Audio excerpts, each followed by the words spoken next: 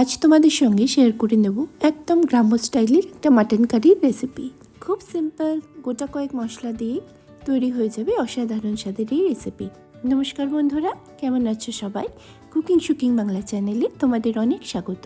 আমি এখানে পুরো মাপটাই 1.5 কেজি মাটনের জন্য বা খাসির মাংসের জন্য বলছি।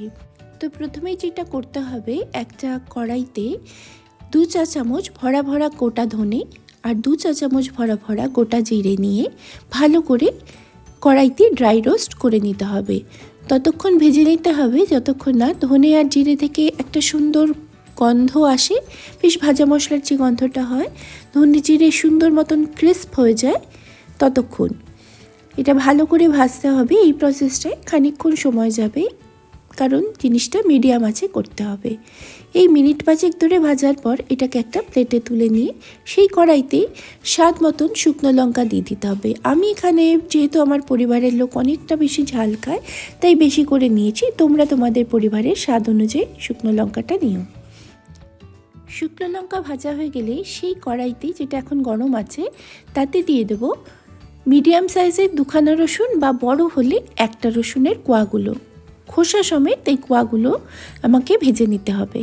এই দেখো, এভাবে কালার চেঞ্জ যতক্ষণ না হয় ততক্ষণ আমি রসুনের কোয়াগুলোকে ভেজে নিচ্ছি। একটা বেশ রোস্টেড ব্যাপার আসবে।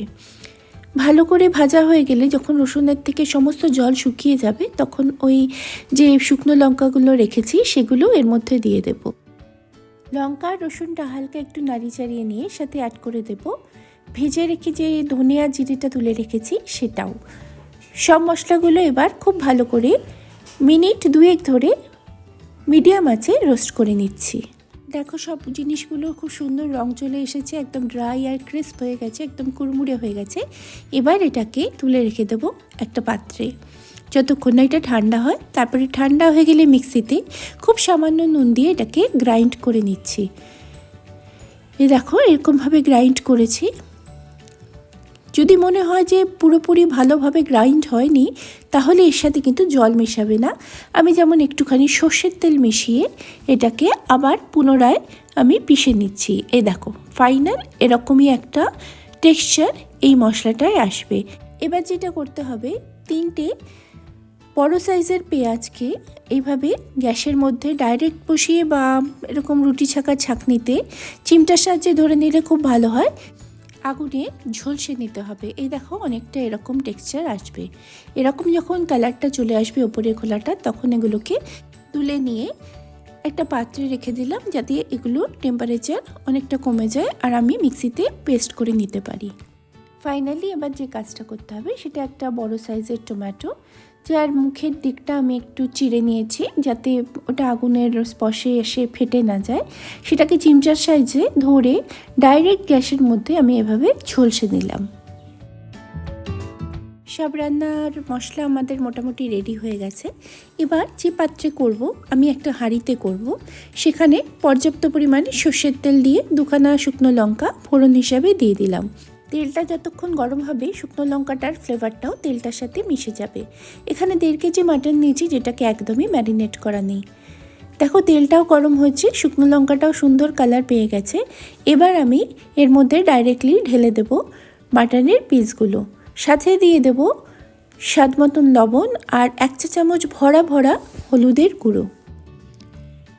গ্যাসের ফ্লেমটাকে হাইতে রেখে মাটনের পিসগুলো এই শুধুমাত্র নুন আর হলুদ দিয়ে ভালো করে ভেজে নিতে হবে।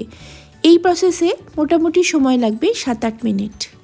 7-8 মিনিট ধরে ভেজে নেওয়ার পর এর মধ্যে একে একে অ্যাড করে দেব যে মশলাগুলো আমি পুড়িয়ে ভেজে রেখেছি সেগুলো। শুধু টমেটোটা এখন দিচ্ছি না, পেঁয়াজ, ধনে, জিরে, রসুন, শুকনো লঙ্কা সমস্ত জিনিসগুলো এখন দিয়ে দিলাম। আবারও কষাতে হবে মাটনটাকে পরবর্তী মিনিট 5 ধরে। দেখো, কি সুন্দর একটা কালচে কালার চলে এসেছে। এবার এতে অ্যাড করে দেব রোস্টেড যে টমেটোটা আমরা রেখেছিলাম, মিক্সিতে পিষে নিয়েছি সেটা, আর এর সাথে দিয়ে দেব 1 টেবিল চামচ আদা বাটা। গ্যাসের ফ্লেমটা মিডিয়াম টু হাইতে রেখে সমস্ত মশলাগুলো দিয়ে মাটনের সাথে ভেজে নিতে হবে পরবর্তী মিনিট 5 থেকে 7 জন্যে। যত বেশি কষানো যাবে মাটনের টেস্ট কিন্তু ততই ভালো হবে। ঢাকা দিয়ে মাটনটাকে সেদ্ধ হতে দিলাম মিনিট 5-7 জন্যে। ঢাকা খুলে মিনিট 5-7 পরে ভালো করে নাড়িয়ে দেখে নিচ্ছি কতটা জল ছেড়েছে। মাটনটা একদমই জল ছাড়েনি, তাই আমি এবার ঝোলের জল দিয়ে দিতে পারি। এক্ষেত্রে মাটনটা যদি জল ছাড়তো তাহলে কিন্তু জলটা পুরোপুরি শুকিয়ে নেওয়ার পরেই আমাকে ঝোলের জল দিতে হতো। আমি এখানে 300 ml মতন ফুটন্ত জল ইউজ করলাম ঝোলের জন্যে, কারণ এর ফলে মাটনটাও সেদ্ধ হয়ে যাবে আর আমি যেরকম পরিমাণের ঝোল রাখতে চাইছি সেটাও আমি পেয়ে যাব। ভালো করে মশলার সাথে মাটনের সাথে ঝোলটা মিশিয়ে দিচ্ছি, অপেক্ষা করব ফুটে ওঠার।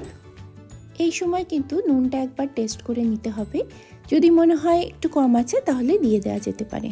ঝোলটা ভালো করে ফুটে উঠলে এর সাথে মিশিয়ে দেব 1 চা চামচ বাঙালি গরম মশলা। এর মধ্যে শুধু দারচিনি, এলাচ আর অল্প একটু লবঙ্গ আছে। ভালো করে গরম মশলাটা মিশিয়ে দিয়ে এবার চাপা ঢাকা দিয়ে সেদ্ধ হতে দেওয়ার পালা। ঢাকা দেওয়ার যে পদ্ধতিটা আমি ব্যবহার করেছি সেটা একটু দেখে নাও।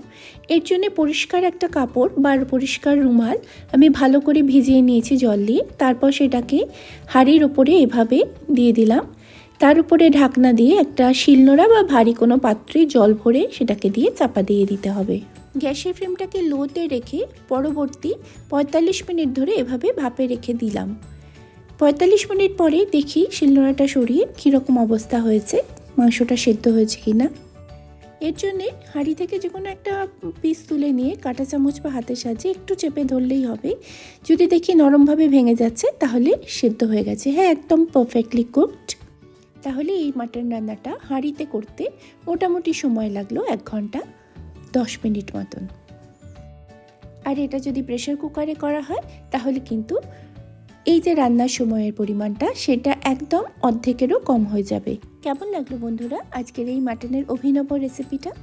ভালো লাগলে please like, comment and share করো।